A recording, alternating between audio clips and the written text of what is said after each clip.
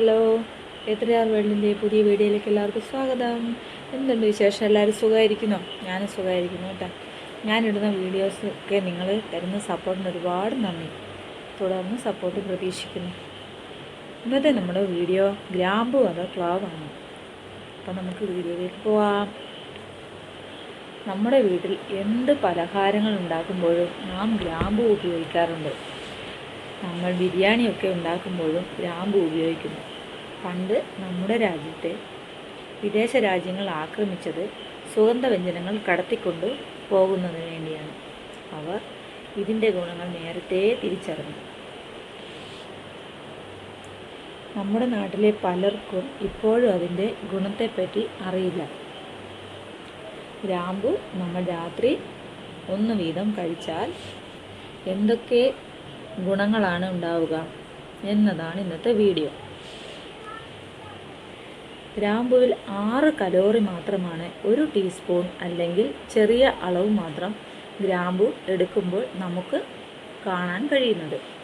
കലോറിയുടെ അളവ് വളരെ കുറവും കാർബോഹൈഡ്രേറ്റ് 1%, ഫാറ്റ് കണ്ടൻറ്റ് 1%. എന്നാൽ അതിലടങ്ങിയിരിക്കുന്ന മാഗ്നീഷ്യം ആണ് ബ്രെയിനിനെ നിയന്ത്രിക്കുന്നത്.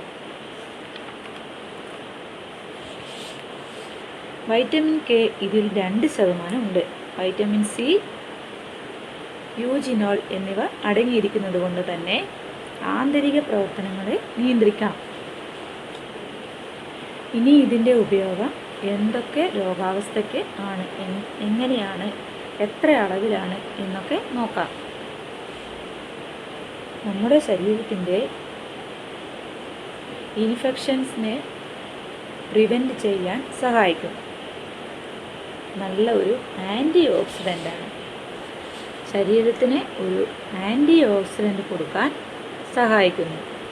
ശരീരത്തിന് ഗ്ലോ വർദ്ധിപ്പിക്കാനും ഇമ്മ്യൂണിറ്റി വർദ്ധിപ്പിക്കുന്നതിനും ഗ്രാമ്പുവിൻ്റെ ഉപയോഗം സഹായിക്കും. വൈറ്റമിൻ സി നല്ലതായി അടങ്ങിയിരിക്കുന്നത് കൊണ്ട് തന്നെ രോഗപ്രതിരോധ ശേഷി വർദ്ധിപ്പിക്കാനും ശ്വേതരക്താണുക്കളുടെ പ്രൊഡക്ഷൻ ഏറ്റവും നല്ല രീതിയിൽ വർദ്ധിപ്പിക്കാനും ഗ്രാമ്പുവിൻ്റെ ഉപയോഗം സഹായിക്കും. മലബന്ധം, കുളിച്ചു തികട്ടൽ, ദഹന പ്രശ്നം, വായ്പുണ്ണ്, പല്ലുവേദന ഉണ്ടാകുന്നതിന് ബാക്ടീരിയയാണ് കാരണം. അത് കൺട്രോൾ ചെയ്യാൻ ഗ്രാമ്പുവിന് കഴിയും. നാം ഭക്ഷണം പാകം ചെയ്യുമ്പോൾ പച്ചയ്ക്ക് കഴിക്കുന്നതിനേക്കാളും ഭക്ഷണത്തിൽ വേവിച്ച് കഴിക്കുന്നതാണ് നല്ലത്.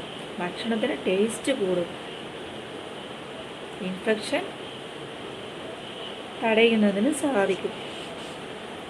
എൻ്റെ ചാനൽ ആദ്യമായി കാണുന്നവരാണെങ്കിൽ ഓടിപ്പോയി ഒന്ന് സബും ലൈക്കും ഷെയറും കമൻറ്റും ചെയ്യണേ. നിങ്ങളുടെ വിലയേറിയ അഭിപ്രായങ്ങൾ കമൻറ്റിലൂടെ എന്നെ അറിയിക്കണേ.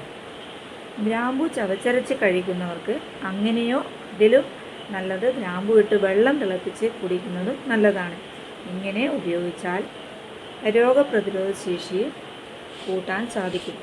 കരൾ രോഗം തടയുന്നതിനും ഗ്രാമ്പുവിൻ്റെ ഉപയോഗം സഹായിക്കുന്നു. ക്യാൻസർ കോശങ്ങൾ ഉണ്ടാകുന്നതിനുള്ള സാധ്യത നമ്മുടെ ശരീരത്തിൽ കുറേയേറെ കുറയ്ക്കുന്നതിന് ഗ്രാമ്പുവിൻ്റെ ഉപയോഗം സഹായിക്കുന്നു. നാഡീരോഗങ്ങൾക്കും അസ്ഥി സംബന്ധമായ രോഗങ്ങൾക്കും ഗ്രാമ്പു നല്ലതാണ്. കഫക്കെട്ടിന് ആവി പിടിക്കാൻ ഗ്രാമ്പു നല്ലതാണ്. വെറും വയറ്റിൽ കഴിക്കുന്നതിനേക്കാൾ നല്ലത് ഭക്ഷണം കഴിച്ചതിന് ശേഷം കഴിക്കുന്നതാണ്. ശരീരത്തിന് ചൂട് കൂട്ടാൻ ഉള്ള കഴിവ് ഗ്രാമ്പുവിനുണ്ട്.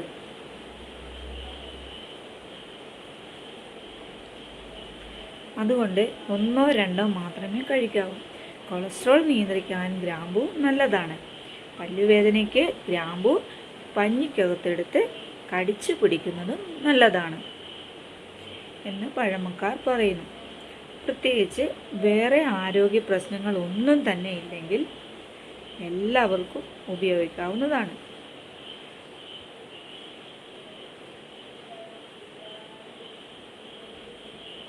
ഇന്നത്തെ വീഡിയോ എല്ലാവർക്കും ഇഷ്ടപ്പെട്ടു എന്ന് കരുതുന്നു. നിങ്ങളുടെ അഭിപ്രായങ്ങളൊക്കെ അറിയിക്കണേ.